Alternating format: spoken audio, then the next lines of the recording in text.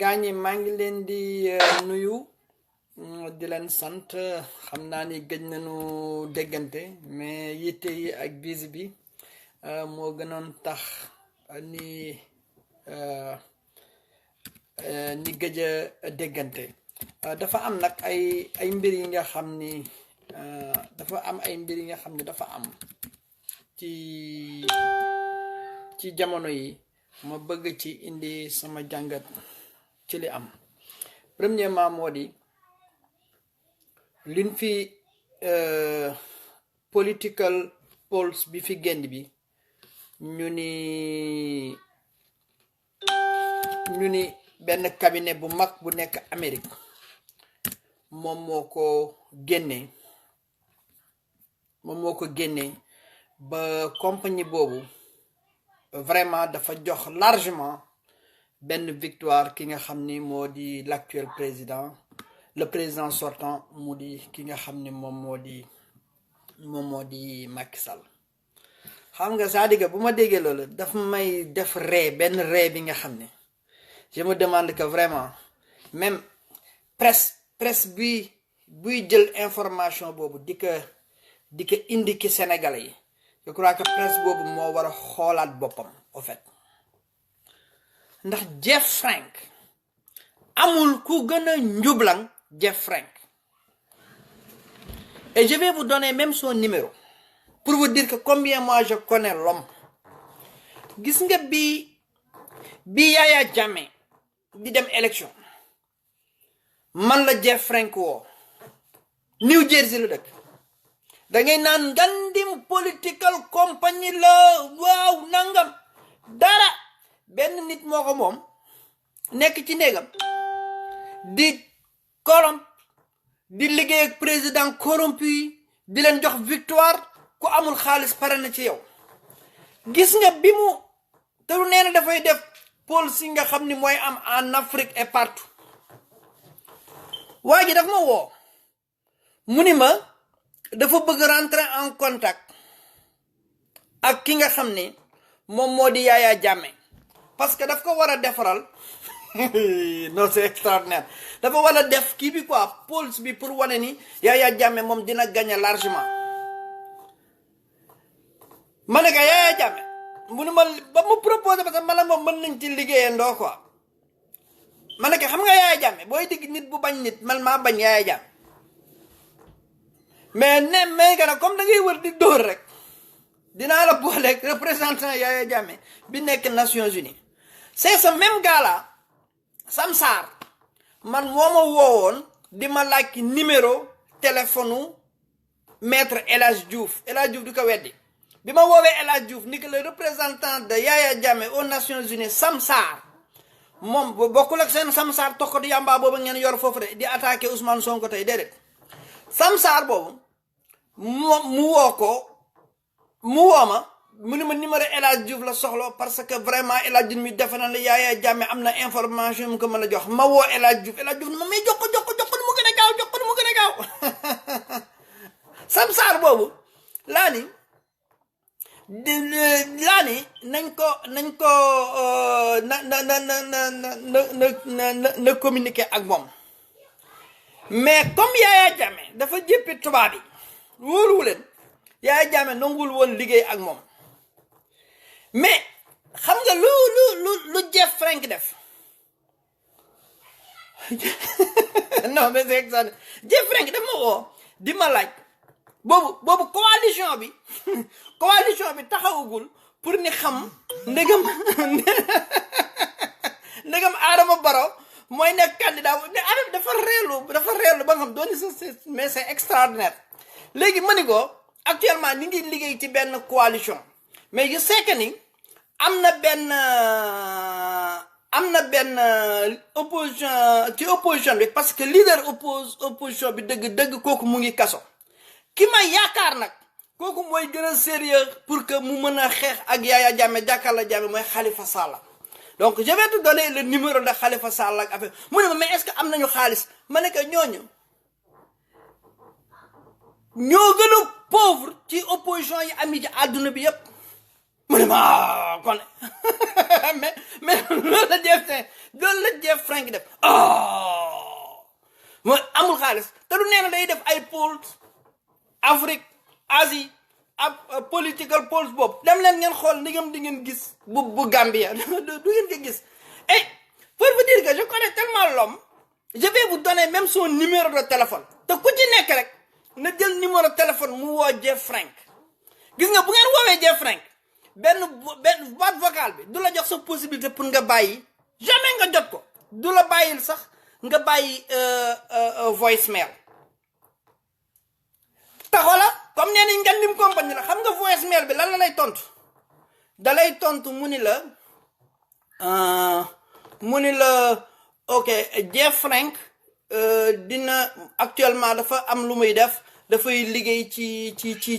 ci numbers yi ci numbers yi donc comme mu ngi liggéey ci numbers yi donc mais bu dellu see dina la woo. Jeff Frank, je vais vous donner son numéro pour vous dire que tellement que je connais le gars. Son numéro de téléphone c'est le 201 608 30 60 mais dem leen ngeen woo le numéro de Jeff Frank ñooñu la ñuy jël fay leen xaalis niy def ay sondage yi léegi am na ku ne ma non Abdoulaye Wade sondage boobu la gis moo tax mu tiit ma ne ko sondage kan mu ne ma political poll ma ne ko asama ku moom political poll political poll kooku polls kooku moom mooy Jeff Frank dafa njublang mais c'est extraordinaire mais c'est extraordinaire dama bëgg rek surtout ñu nekk ñu Amérique prenez juste le temps rek d'appeler Jeff Frank appeler rek ci compagnie boobu ñuy wax Ngandim compagnie la rek buy def ay sondage en Afrique à travers le monde bi ma woowee di ma wax waxu Yaya Jammeh ba ma ni ko dinaa la booleeg Samsar ak yooyu mais comme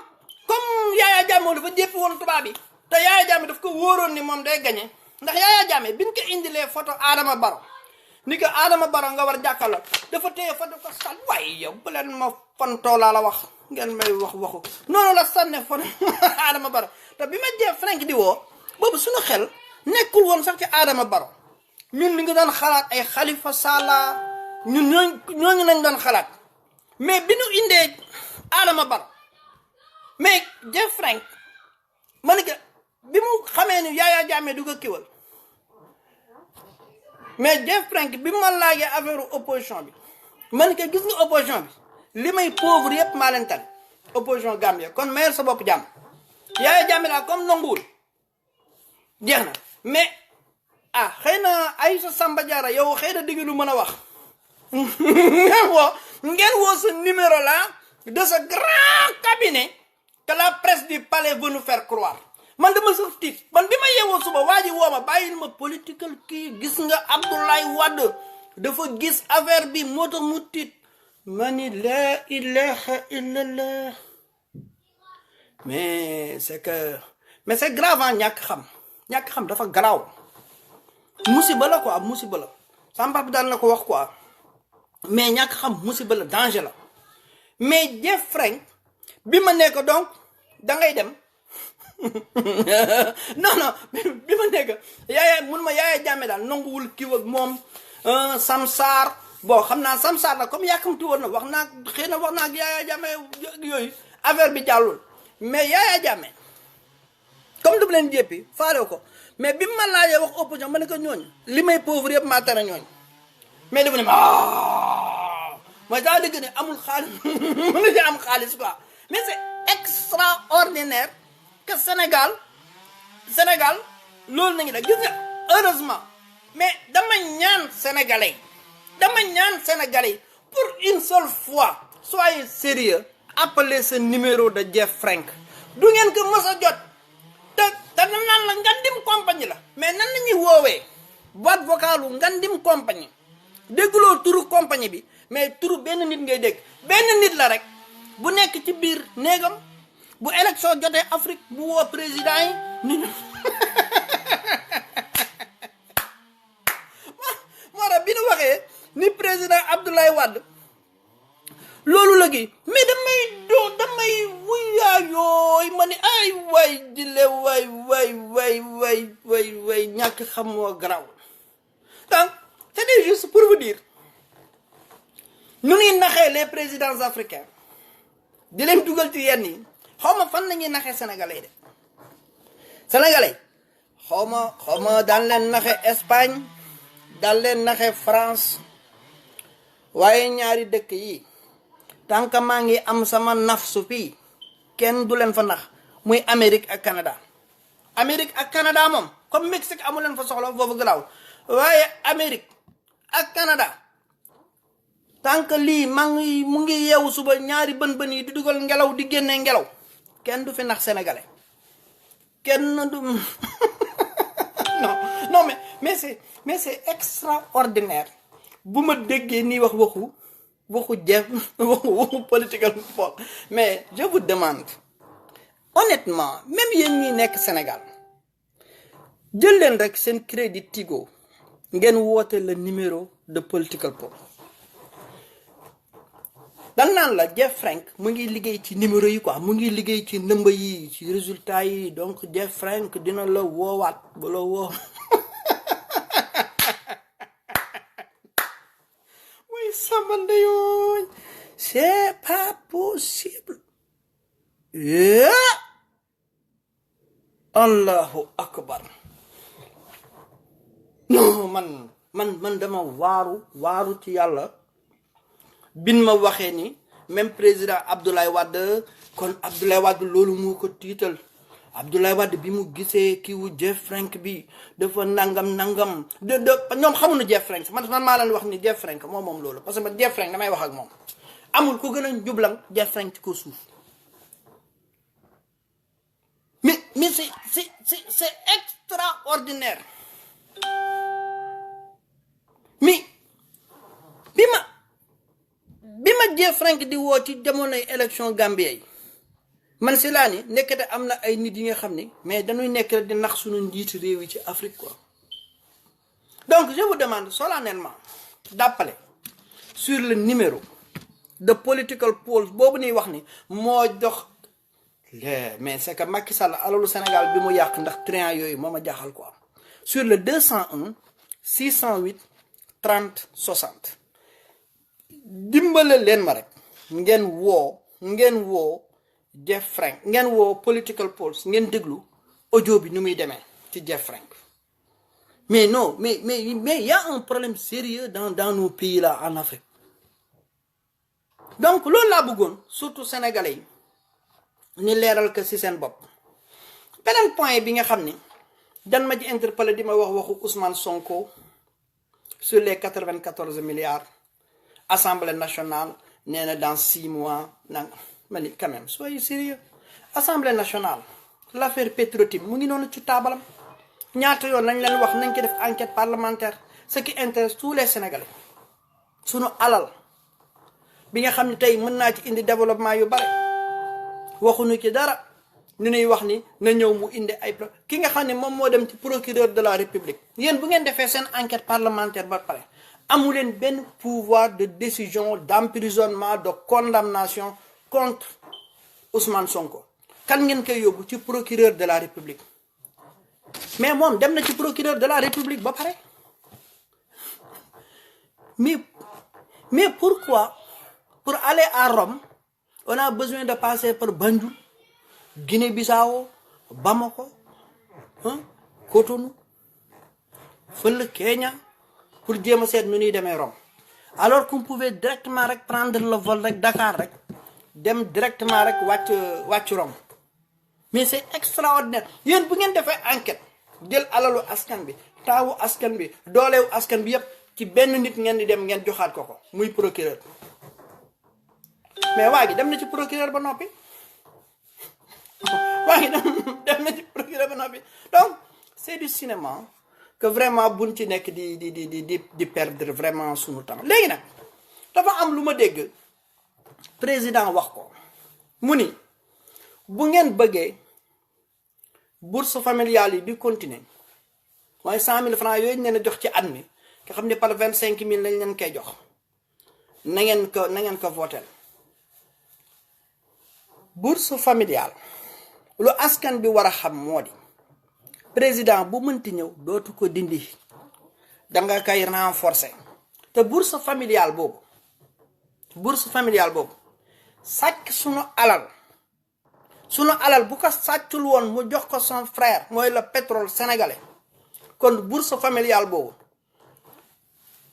baadoole yi dinañ ci gën a gis seen bopp. xam nga nan lañ ci gisee seen bopp dañu wax ni Sénégal li ñu jot a gisagum Ndar ak Kayaar buñ ci amee yeneen 20 teen yu mel noonu liy nekk diggante Iran ak Qatar ñun ñoo leen ci ëppale ñun ñoo leen ëppale ñoom lu nu am Libi moom weesu nañu sax ay mbiram léegi da nga def comparaison Libi ak Xadafi lu muy bon yépp ak mbon giñ koy jiiñ ndax gis nañ ne Xadafi yépp ay sos la woon mbon giñ koy jiiñ yépp Xadafi baadoola bi Xadafi dafa créé ay boutique aljamaiya xaw ma nag yi ngi dégg arab nu ngeen koy woowee nga xam ni buñ di jënd dañuy dem ni jënd ji foofu à un prix très très réduit kan moo ko financé c'est l'argent du pétrole baadoole bi tey loolu la soxla doomam dem jàngi école te du dem jàngi te du lekk mburu te du naan kenkeli baawam wala du naan kafeem Xadafi bi ñuy jiñ bon fexe na ba loolu baadoola Libi bi dina dem ci boutique aljamiya yooyu mu ciy dund beneen bi ay jeune couple bu ngeen marié ci xaalisu pétrole bi non seulement dinañ leen jox un terrain de 150 mètres carrés mais ci xaalisu pétrole bi dinañ leen financer ngeen tabax ka te da ngeen di rembourser sans intérêt ba pare ni jox leen benn bagatelle de $40,000 pour que ngeen mën a préparer seen àdduna ça c'est pour les jeunes couples ñu ni xaalisu pétrole bi mooy fay ndox ak courant bi ngay utiliser ci sa kër c'est-à-dire que à usage domestique doo fay ndox doo fay courant dëkk boobu def loolu ñun ñoo ko ëppale tey jii la nga xam ne moo tax muy def loolu mu di pétrole ak gaz kon bu président taxawee di wax ni bourse familiale yi bu ngeen bëggee mu continuer ngeen fal ma non bourse familiale dootul changer te li nga sàkk ci sénégalais yi dañu waroon am plus que bourse familiale bu libyen bi waree dem jàngi ji bitim réew moom libyen bi war dem jàngi dara bitim réew nga xam ni amul programme boobu amul Libi ci xaalisu pétrole bi nañ koy jëndalee billet avion ci xaalisu pétrole bi nañ koy fayalee jàngam ba pare jox ko benn bourse de $2,000 soit 1 million de francs par mois ci pétrole Libi bi nañ koy joxe. Aliou yaay laajte numéro Jeff Frank le numéro de Jeff Frank de Political Poll 201 608 30 60 je répète 201 608 30 60 kon sunu candidat yi nañu xam ni lu ñu war a wax population bi moo di kii di leen wax waxu bourse familiale daf leen jox ci càmmoñ bojj leen ci loos ndax seen alal la jël seen doom yi nga xam ni tey yii amu leen ay moyens ni war dem jàngi xaalisu pétrole bi waroon na leen yóbbu ni dem jàngi seen doom yi am bac kenn mënu leen orienter ci université yi yóbbu leen ci université privée yi ba pare fayunu université privée yi loolu tey du woon am il faut que nag léegi baadoole bi yeewu xam ni bourse familiale bi ñu ko bëgg naxee dañ ko bojj ci loos ba pare ni ko deret bi ndox la naanal ni ko ndox la naanal. loolu moo tax sunu candidat yi il faut que ñu informer wu aussi sur ce qui se passe à l'extérieur avec le pétrole libyen par exemple. tey jii ma dellu si waat tuuti ci enquête parlementaire bi ñuy wax bi. l'enquête parlementaire ban moo gënoon bien placé ci sàcc bi ñu def ci pétrole Sénégal ban moo gën a bien placé en 2014 ni sàcc benn bateau libyen cargaison libyen bu fees dell ak gaz. gouvernement Libye xeex bi mu nekkee woon bi mënutul woon contrôler rebelle yi sàcc cargaison estimé à des milliards de dollars à des millions de dollars. bateau boobu bi gouvernement Libye bu bees bi jaaxlee xamul nu muy def Amérique nañu woo la Maison Blanche. Barack Obama moo jox ordre le Pentagone pour ni intercepter bateau bi. les Marines ñoom noo intercepter bateau bi nu sàcc bi dans le Méditerranée. bi nu intercepter bateau bi ma nga doon dem benn dëkk bu na fàtt naa si dëkk bi encore parce que dama wax ak commissaire de police bi et tout ni intercepté ko biñ ko intercepté il y avait 2 acheteurs qui attendaient. Ces 2 acheteurs non 3 acheteurs yu doon xaar pour mën a jënd cargaison bu bateau bi. cargaison bateau bi ñetti acheteurs yooyu xam ngeen kan ak kan la 2 Israéliens et un diplomate sénégalais. Ce diplomate sénégalais ñaata at maa ngi koy wax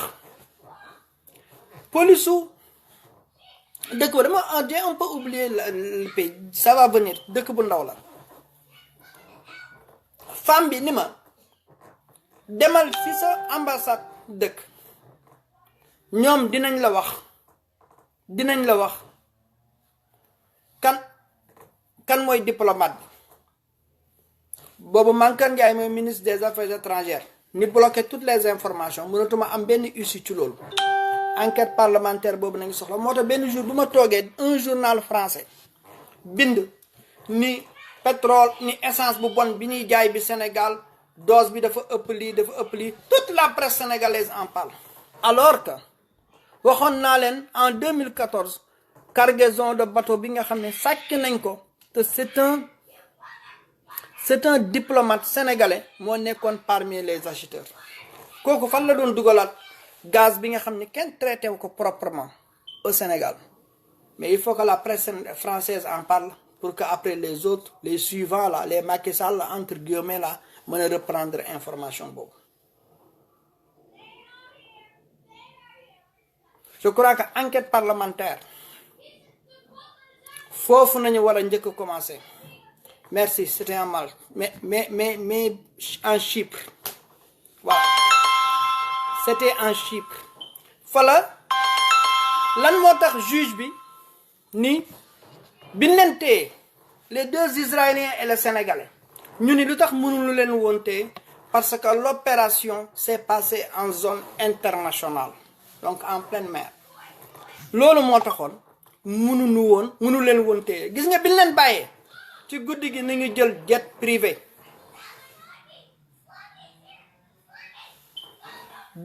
privé daal di dem dellu Tel Aviv nanguwu nu wax diplomate sénégalais boobu kan la tey jii ñu ñuy wax ay waxu enquête parlementaire ca ka nga xam ni kooku dem na ci procureur ba noppi. ce sont des farceurs. donc yooyu mooy éclaircissement yi ma bëggoon pour que ngeen xam ne cabinet boobu presse bi di leen gëmloo ngandim cabinet la basé aux États-Unis d'Amérique. déjà dëkk bu mu basé boobu sax du dëkk bi nga xam ne dëkk bu kii la New Jersey la nekk dans le New Jersey. le propriétaire de ce grand cabinet. Il est le seul employé de ce grand cabinet. Il s'appelle Jeff Frank. bu ngeen demee ngeen woo le numéro de Jeff Frank yéen ñi nekk Sénégal sax dañ leen di ñaan seen crédit Tigo boobu ngeen utiliser ko ngeen woo le numéro de Jeff Frank di ngeen xam bu ngeen dégloo bu leen tontoo di ngeen xam ni ndegam Jeff Frank bii ndegam compagnie bu fiable la wala déet. Son numéro c'est le 201 608 30 60 da ngay dégg dañ naan la waa yu kool nangam Jeff Frank daal mu ngay liggéey ci nëmba yi léegi nag comme Jeff Frank mu ngi liggéey ci nëmba yi dina dellu si waat pour mën la bu paree ci nëmba yi du paree ci nëmba yooyu mukk parce que ma ngay seet keneen ku mu ndax man Jeff Frank daf ma woo pour entrer en contact avec Yaya Jammeh bi mu demee ba comme Yaya Jammeh moom dafa jéppi tubaab yi mu laaj ma mais opposition bi ma ne que jamono boobu ñun suñu xalaat ay Khalifa Sall lañ doon boobu xalaatuñu sax Adama Barrow ndax Ousseynou Daabo mu ngi woon kaso ma ne que gis nga Jeff li may pauvre yëpp maa tane ñooñ mais bi ma ko Jeff mu ne maanaam sama business yàqu na te lu neen day def ay pôle dem leen ngeen xool ki système di ngeen gis pôle su Gambia bi du ngeen ko gis parce que defu ko ndax amu ci xaalis that's it. Donc loolu mooy cabinet bu mag boobu ñu leen di wax ni moo wax Macky Sall gagné na élection yi xaw ma 60 xaw ma 56%. Donc nañ ñu may jàmm keneen ki nga xam ne tey dégg naa ko muy wax Samuel Sarr wax ci sax dafa ma doon perdre loo un peu sama temps mais dinaa kii laal rek merci kii aljamiya gis nga ajamiya donc yéen ñi arab yi ñun ay mandinko nañ so donc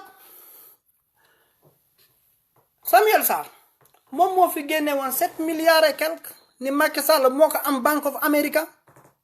man mii maa dem def vérification bi waxuma Macky Sall amu fi compte bancaire ndax ku fi am kër am nga fi compte bancaire waaye yow Samuel Sarr compte bancaire bii nga wane da ngay fen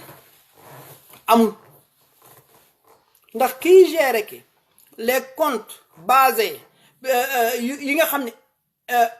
nit ñu dëkk ñi extérieur ñoom ñoo ko moom duñu ay américain kooku ku koy géré ki il est à Londres c'est un certain Roger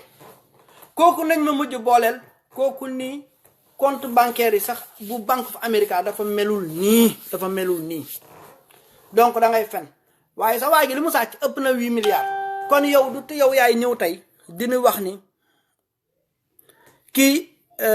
Ousmane Sonko ab fenkat la yow yaay fenkat bi yow mi demaat ci kooku pire yow Samuel Sarr lan nga deful ci pétrole Sénégal un drogué comme toi là bi mu nekkee France moom ñoom les Massata Diack la boobu ñoom Massata Diack seen ni ngi doon jànge ay France ñoom Massata Diack commencé di naan sàngara nii di naan lu sàngara di kii moom da daan ñëw ki suufu kii bi da daan toog day tox yamba ba ne taat kooku tey jii mënu bëgg ñëw dina wax yi waxi lan non arrêtez là ce pays là il faut que les gens commencent à être sérieux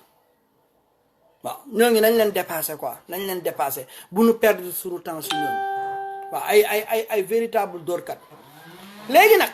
li gars yi engagé woon def ko sur l'affaire Petro-Tim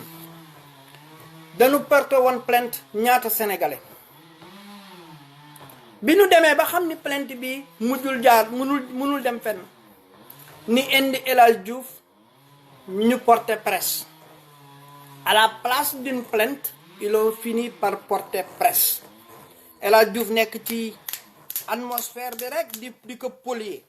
bazar ba y a aucun journaliste sérieux bi nga xam ne dana toog mu wax bi El Hadj Diouf toogee dans une grande émission très suivie mu ni Franck Timis a amené le grand Cosmos fu mu nekkee grand